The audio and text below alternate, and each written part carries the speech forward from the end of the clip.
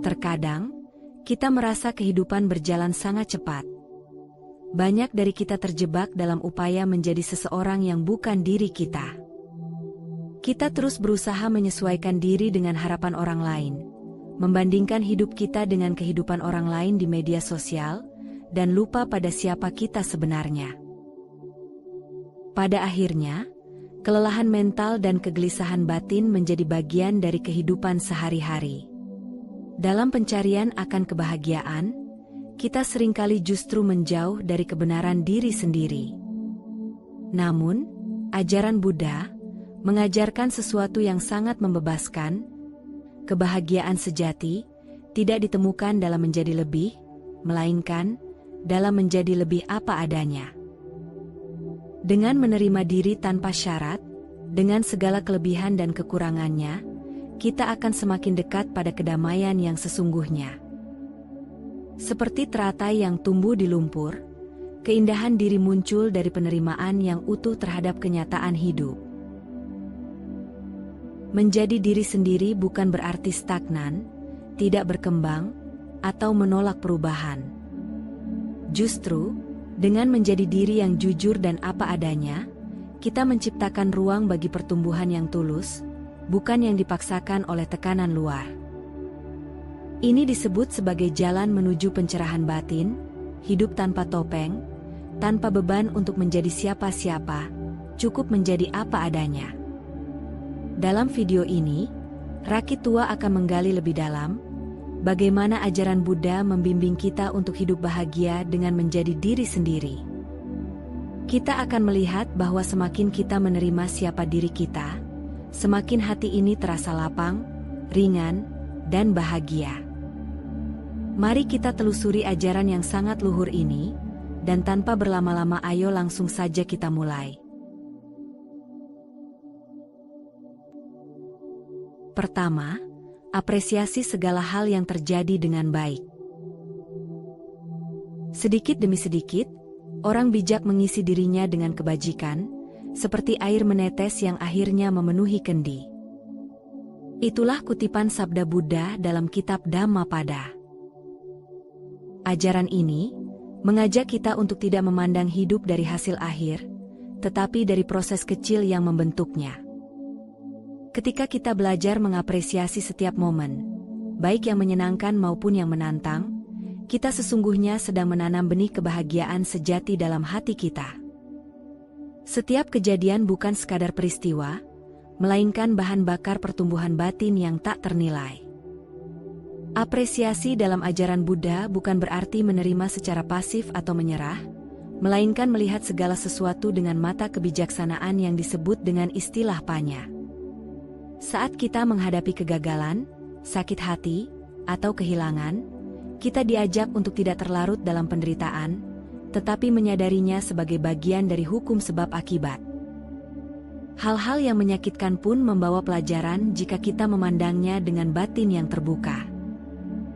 Inilah cara kita mengisi kendi kebijaksanaan dengan air pengalaman yang bermakna. Seringkali kita hanya menghargai hal-hal yang berjalan sesuai harapan, dan menolak yang tak kita inginkan. Namun dalam Dharma, kita belajar bahwa tidak ada peristiwa yang sepenuhnya sia-sia. Segala yang datang, datang untuk menyadarkan. Bahkan saat kita merasa sedang jatuh, kita sesungguhnya sedang dilatih untuk bangkit dengan hati yang lebih lembut dan lebih bijak.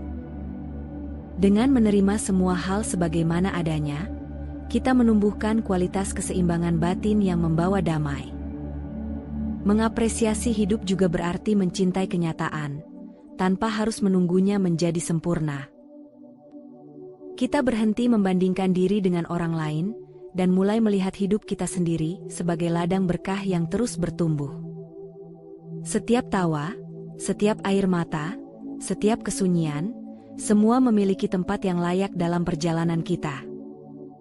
Dalam momen itu, kita mulai menyadari bahwa kebahagiaan tidak harus menunggu. Ia bisa tumbuh di sini dan sekarang, dari hal-hal yang sederhana namun tulus. Ketika kita hidup dengan penuh apresiasi, kita tidak lagi menjadi korban keadaan. Kita menjadi pelaku utama dalam drama kehidupan yang agung. Dalam terang kesadaran, bahkan hal-hal kecil seperti sapaan hangat, napas yang tenang, atau matahari pagi yang menyinari wajah menjadi sumber sukacita yang mendalam. Kita tidak lagi butuh validasi luar untuk merasa cukup.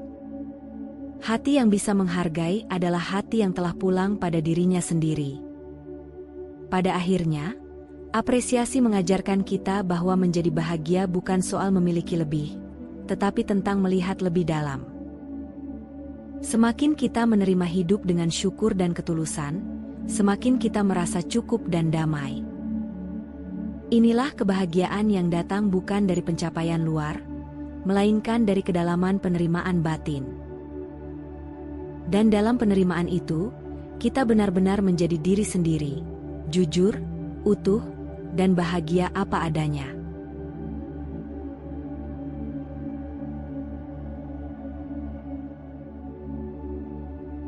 Kedua, memaafkan masa lalu. Buddha mengajarkan bahwa salah satu akar penderitaan adalah keterikatan, baik terhadap kesenangan, kemarahan, maupun luka yang telah lewat. Keterikatan pada masa lalu adalah seperti memeluk bara api dengan harapan orang lain yang terbakar. Padahal, yang justru hangus adalah batin kita sendiri. Ketika kita terus menggenggam luka lama, kita tidak memberi kesempatan pada diri untuk hidup sepenuhnya di masa kini. Kita menjadi bayangan dari diri sendiri, terus diwarnai oleh cerita yang telah usang. Terkadang dalam hidup, kita harus belajar untuk melepaskan. Tapi melepaskan bukan berarti melupakan atau mengabaikan, melainkan menerima dengan sadar bahwa apa yang telah terjadi tidak bisa diubah, dan bahwa penderitaan tidak harus terus diwariskan ke masa depan. Dalam Satipatthana Sutta, kita diajak untuk mengamati perasaan, pikiran, dan kenangan tanpa melekat.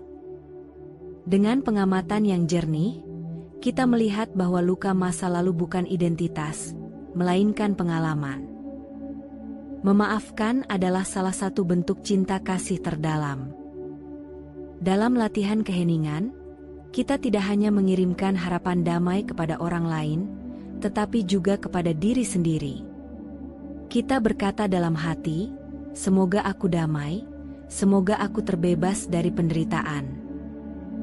Ini bukan doa untuk melupakan, melainkan doa untuk pulang kepada hati yang lelah membawa beban, dan kini ingin istirahat dalam pelukan welas asih. Saat kita memaafkan, kita tidak membenarkan yang salah, tapi memilih untuk tidak terus disakiti oleh hal yang sudah lewat. Bayangkan sebuah perahu yang bocor. Kita bisa memilih tetap duduk di dalamnya sambil mengeluh, atau kita bisa memperbaikinya dan kembali berlayar. Luka masa lalu adalah kebocoran dalam perahu batin. Bila kita tidak menambalnya dengan pengampunan, kita akan tenggelam dalam rasa sakit yang terus mengisi ruang jiwa. Tetapi ketika kita memperbaikinya dengan maaf, kita kembali bisa mengarungi kehidupan dengan ringan, dengan kehadiran penuh, tanpa dibebani oleh apa yang sudah terjadi. Seringkali, orang sulit memaafkan karena merasa kehilangan kekuasaan atas keadilan. Tapi dalam Dharma, keadilan tertinggi adalah kebebasan batin. Ketika kita memilih untuk memaafkan, kita merebut kembali kunci hidup kita dari genggaman masa lalu. Kita menyadari bahwa damai bukan hadiah dari orang lain, tapi keputusan dari dalam diri. Memaafkan bukan kelemahan, tetapi keberanian tertinggi untuk merdeka dari lingkaran luka. Semakin kita bisa memaafkan, semakin ringan kita melangkah. Kita tak lagi perlu berpura-pura kuat, karena hati yang telah memaafkan tidak memerlukan tameng. Ia tenang, karena tahu bahwa menerima dan melepaskan adalah tanda kedewasaan batin. Dan dalam kelegaan itu, kita menyadari bahwa menjadi apa adanya, dengan segala kisah yang telah kita lalui, adalah hal paling membebaskan yang bisa kita berikan untuk diri sendiri. Di sanalah letak kebahagiaan sejati.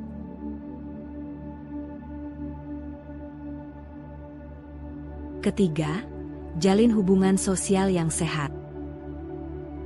Dalam Manggala Sutta, Buddha menyebutkan bahwa teman yang bijaksana dan mendukung dalam praktik dharma sebagai salah satu berkah tertinggi dalam kehidupan manusia. Seorang teman sejati atau disebut kalyanamita bukan hanya hadir dalam senang, tapi juga dalam duka, bukan hanya memberikan pujian, tetapi juga mengingatkan dengan kasih sayang ketika kita tersesat.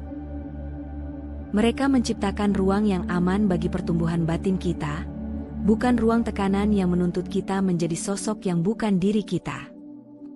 Hubungan yang sehat menurut ajaran Buddha, bukan hanya hubungan yang bebas dari konflik, tetapi hubungan yang dilandasi oleh niat baik, kejujuran, dan kasih sayang. Dalam Siggalowada Sutta, Buddha memberikan panduan etika dalam relasi, mengajarkan bahwa teman sejati adalah mereka yang tidak hanya hadir untuk menerima manfaat, tapi juga berani memberi nasihat, menjaga kita dari jalan yang salah, dan mengulurkan tangan saat kita terjatuh. Dengan orang-orang seperti ini, kita bisa tetap menjadi diri sendiri tanpa takut dihakimi. Seringkali dalam kehidupan modern, kita terjebak dalam relasi yang menuntut kita untuk selalu tampil sempurna, untuk selalu menyenangkan. Kita memakai topeng agar diterima, namun semakin lama topeng itu, bukan hanya menutupi wajah, tapi juga menghimpit dan meredupkan batin. Ajaran Buddha mengingatkan bahwa hubungan yang sejati adalah yang membebaskan, bukan yang mengikat secara emosional dengan syarat dan ekspektasi. Dalam hubungan yang sehat, kita tidak perlu menjadi versi ideal dari diri kita. Kita cukup hadir dengan ketulusan, dan itu sudah cukup. Bayangkan seekor burung yang bersayap terluka, lalu bertemu kawanan burung yang tidak mengusirnya, tapi terbang perlahan untuk menyesuaikan ritme kepak sayapnya. Dalam perlindungan dan penerimaan itu, sang burung pulih, dan akhirnya mampu terbang tinggi kembali. Begitulah hubungan yang sehat bekerja. Ia tidak mempercepat langkah demi ambisi pribadi, tapi mau menyesuaikan diri demi cinta dan pengertian. Dalam ruang seperti itu, kebahagiaan tumbuh, karena kita bisa menjadi diri sendiri tanpa rasa takut. Membangun relasi yang sehat bukan hanya tentang menemukan orang yang tepat, tetapi juga menjadi orang yang hadir dengan kualitas yang penuh cinta kasih, welas asih, bersukacita atas kebahagiaan orang lain, dan memiliki keseimbangan batin. Ketika kita memperlakukan orang lain dengan penuh kebaikan dan tanpa penghakiman, kita menciptakan jaringan relasi yang tidak hanya nyaman, tetapi juga mendorong pertumbuhan spiritual bersama. Dalam hubungan seperti ini, keaslian dihargai lebih tinggi daripada kesempurnaan. Semakin kita dikelilingi oleh hubungan yang jujur dan penuh penerimaan, semakin kita merasa damai dalam menjadi diri sendiri. Kita tak lagi perlu menjadi siapa-siapa, cukup hadir sepenuhnya sebagai diri yang utuh, meski penuh luka dan celah. Dan dari ruang batin yang menerima itu, muncul kebahagiaan yang murni. Bahagia karena dicintai tanpa syarat, dan lebih penting lagi, bahagia karena kita belajar mencintai tanpa syarat pula. Di sanalah kita benar-benar merasakan bahwa semakin apa adanya kita, semakin bahagia hidup ini.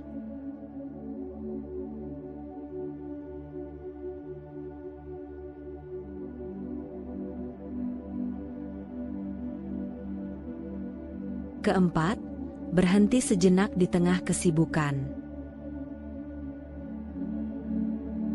Dalam dunia yang semakin bising dan terburu-buru, kita sering lupa bahwa jiwa manusia butuh ruang untuk bernapas. Kita mengejar banyak hal, capaian, pengakuan, kebahagiaan instan, tanpa menyadari bahwa semakin cepat kita berlari, semakin jauh kita dari kedamaian sejati.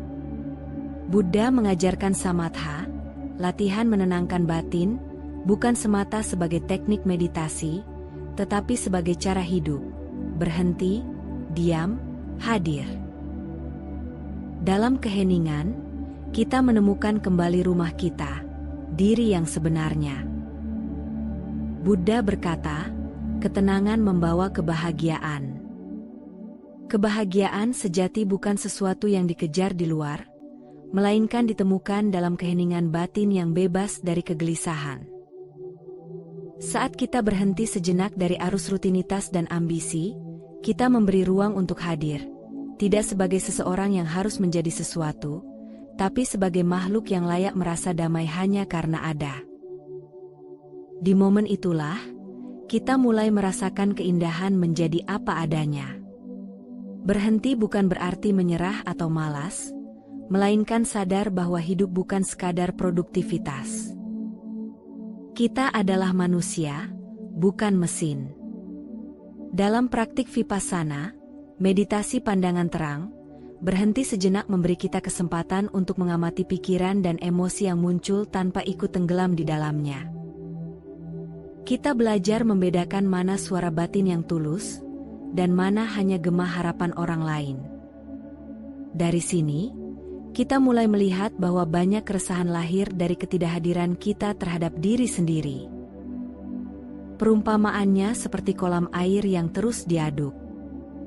Selama air terus bergolak, kita tidak akan pernah bisa melihat dasarnya. Tapi begitu kita membiarkannya tenang, perlahan-lahan air menjadi jernih dan dasar kolam pun terlihat. Begitu juga dengan batin kita. Saat kita terus dipacu oleh kesibukan dan dorongan untuk tampil hebat, kita tidak akan pernah benar-benar mengenal siapa diri kita. Tapi dalam keheningan, kebenaran batin muncul. Dan seringkali, kebenaran itu sederhana. Kita hanya ingin damai. Berhenti sejenak bisa sesederhana menarik napas dengan penuh kesadaran, berjalan pelan di pagi hari tanpa tergesa, atau sekadar duduk diam tanpa distraksi. Di saat-saat sederhana itu, kita menemukan kembali keutuhan diri yang tak perlu diperbaiki, tak perlu dibuktikan. Kita menyadari bahwa menjadi apa adanya bukan berarti kurang, tapi justru utuh, karena kita hadir dengan sepenuhnya, tanpa manipulasi atau kepura-puraan. Semakin sering kita memberi diri sendiri ruang untuk berhenti dan hadir, semakin kita terbiasa hidup dalam irama yang selaras dengan batin. Kita tak lagi menjadi hamba waktu atau pencapaian.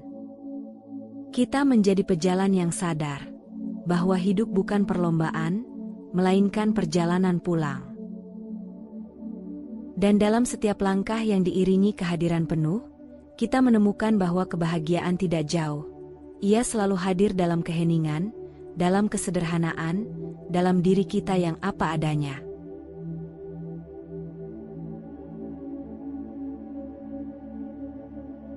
Kelima, jaga pola hidup sehat. Dalam ajaran Buddha, tubuh dipandang bukan sekadar wadah jasmani, tetapi sebagai alat berharga untuk menjalani praktik spiritual. Dalam Anguttara Nikaya, Buddha mengajarkan keseimbangan antara pemenuhan kebutuhan fisik dan disiplin batin. Merawat tubuh bukan bentuk kemelekatan, melainkan wujud cinta kasih terhadap diri sendiri. Ketika kita menjaga pola makan, istirahat yang cukup, dan tidak berlebihan dalam aktivitas, sesungguhnya kita sedang menciptakan landasan yang kokoh bagi kedamaian batin. Seringkali kita terjebak dalam keinginan untuk mengubah tubuh agar sesuai standar luar, lebih kurus, lebih muda, lebih sempurna. Tapi ajaran Buddha mengajak kita untuk membalik arah pandang. Bukan bagaimana tubuh ini dilihat orang, tapi bagaimana tubuh ini dirawat dengan sadar. Melalui pengamatan terhadap tubuh dalam meditasi, melatih kita untuk menyadari napas, gerakan, bahkan rasa sakit, bukan untuk dihindari, tetapi untuk diterima. Dari sana tumbuh penghargaan yang jujur terhadap keberadaan tubuh ini, apa adanya. Perumpamaannya seperti sebuah kuil tua yang usianya sudah ratusan tahun. Meski tidak megah seperti dahulu, kuil itu tetap dirawat setiap hari oleh para penjaga, disapu, dibersihkan, dijaga dari kerusakan.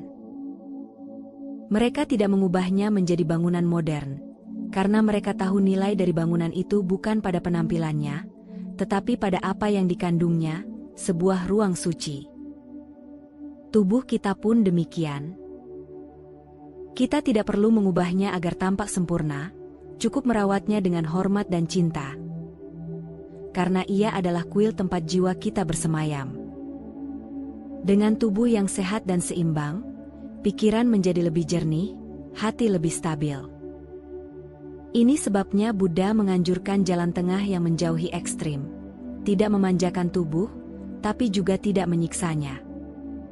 Kita tidur secukupnya, makan secukupnya, bergerak secukupnya.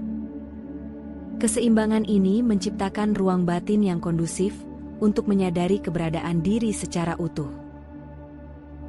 Dalam kondisi inilah kita dapat merasa damai dengan siapa diri kita, tanpa perlu terus-menerus mengubah atau melarikan diri dari kenyataan fisik kita.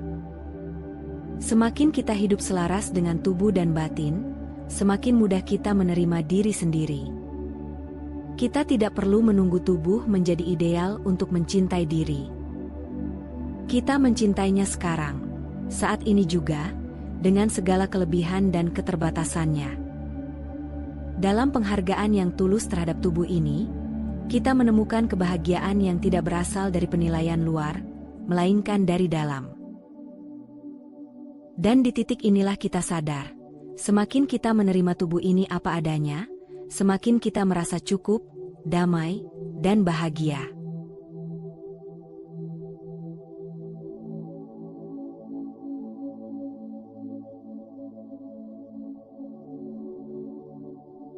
Keenam, bersyukur dalam setiap momen hidup.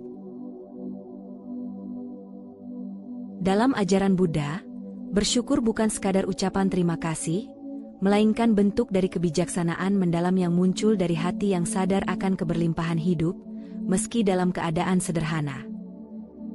Seperti ajaran Buddha yang tertuang dalam kitab Dhammapada, orang bijak melihat berkah bahkan dalam penderitaan, sedangkan orang bodoh mengeluh bahkan dalam keberuntungan.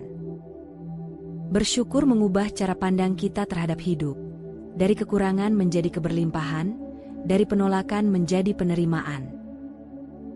Bersyukur adalah jalan sunyi yang mengantar kita pada kedamaian. Saat kita berhenti menuntut hidup agar selalu sesuai harapan, dan mulai menghargai apa yang sudah ada, hati menjadi lebih ringan. Buddha mengajarkan kita untuk tidak melekat pada kenikmatan duniawi, sebab itu sifatnya sementara. Tetapi dalam hal-hal kecil, hembusan angin, senyum orang yang kita sayangi, secangkir teh hangat, kita bisa menemukan rasa cukup yang membahagiakan. Itulah kebahagiaan yang tidak tergantung pada keadaan luar. Perumpamaannya seperti seorang petani sederhana yang bangun setiap pagi, menyapa mentari, menanam benih, dan menikmati nasi dari ladangnya sendiri. Ia tidak memiliki kekayaan duniawi yang besar, tetapi hidupnya penuh syukur. Ia mencintai tanahnya, menghargai hujan, dan menerima musim dengan lapang. Sementara banyak orang mengejar hal yang jauh, si petani menemukan kebahagiaan dalam tanah yang ia pijak. Syukurnya membuat hidupnya utuh. Seperti itulah hati yang sadar, tak butuh lebih untuk merasa cukup. Rasa syukur juga mengikis iri dan keluh kesah yang seringkali muncul dari perbandingan. Dalam Karania Metta Sutta, Buddha menekankan pentingnya mudita, sukacita atas kebahagiaan makhluk lain. Orang yang bersyukur tidak merasa terancam oleh keberhasilan orang lain, karena ia tahu bahwa kebahagiaan sejati tidak bersifat terbatas. Ia tidak sibuk menilai hidupnya kurang, sebab ia sibuk menikmati apa yang sudah ada. Dari situ tumbuh kesejukan batin yang menenangkan, baik bagi diri sendiri maupun orang di sekelilingnya. Latihan bersyukur bukan hanya dilakukan saat semuanya berjalan baik. Justru dalam keadaan sulitlah, kita paling membutuhkan syukur. Saat sakit, kita bisa bersyukur masih punya kesempatan untuk beristirahat. Saat kehilangan, kita bersyukur pernah memiliki. Ketika gagal, kita bisa melihatnya sebagai pelajaran. Bersyukur membuat kita tetap manusiawi, bukan karena hidup ini selalu indah, tetapi karena kita belajar melihat keindahan dalam setiap sudutnya, bahkan yang retak sekalipun. Semakin kita bersyukur, semakin kita bisa menerima diri apa adanya. Kita berhenti menunggu versi lebih baik dari diri kita atau hidup kita untuk merasa bahagia. Kita sadar bahwa kebahagiaan sejati bukan berada di ujung pencapaian, tapi hadir di setiap napas yang kita syukuri saat ini. Dan dalam kesadaran itu, kita benar-benar menyatu dengan hidup. Tidak tergesa, tidak menolak, tidak menuntut, hanya hadir, menerima, dan bersyukur. Di sanalah letak kebahagiaan yang sejati, sederhana, tapi tak ternilai.